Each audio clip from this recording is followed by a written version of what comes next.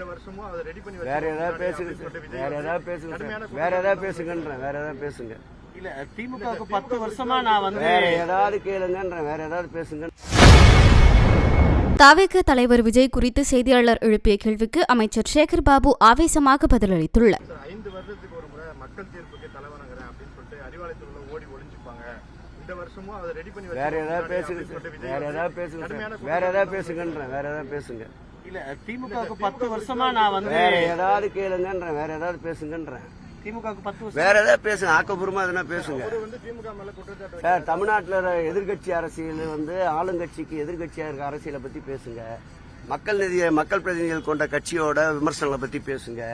இல்லை ஒரு தேர்தலை சந்திச்ச இயக்கங்களை பத்தி பேசுங்க.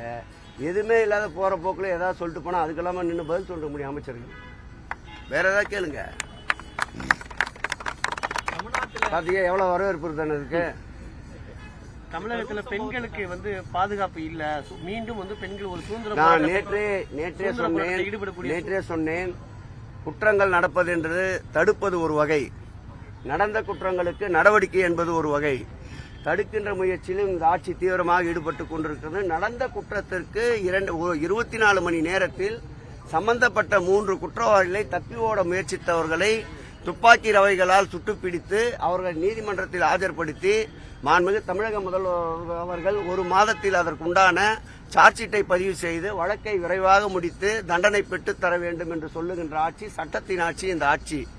ஆகவே பாதிக்கப்பட்டவர்கள் குற்றச்சம்பவத்தில் ஈடுபட்டவர்களை தப்பிப்பதற்கு ஏதாவது முயற்சி எடுத்தால் கேள்வியை கேளுங்கள். நடந்த சம்பவம் இனி நடக்கக்கூடாது என்பதில் இந்த ஆட்சி உறுதியாக இருக்கிறது. அதே நேரத்தில் நடந்த சம்பவத்திற்கு காரணமானவர் மீது இன்னார் இனியவர் என்று பாரபட்சம் இல்லாமல் கடுமையான நடவடிக்கை எடுக்கப்படுகின்றது. ஆகவே தமிழகத்தில் சட்டம் ஒழுங்கு நிலைத்திருக்கின்றது. மணிப்பூரை போல கண்டுகொள்ளாமல் கண்ணை மூடிக்கொண்டு இந்த ஆட்சி உறங்கிக் கொள்ளவில்லை.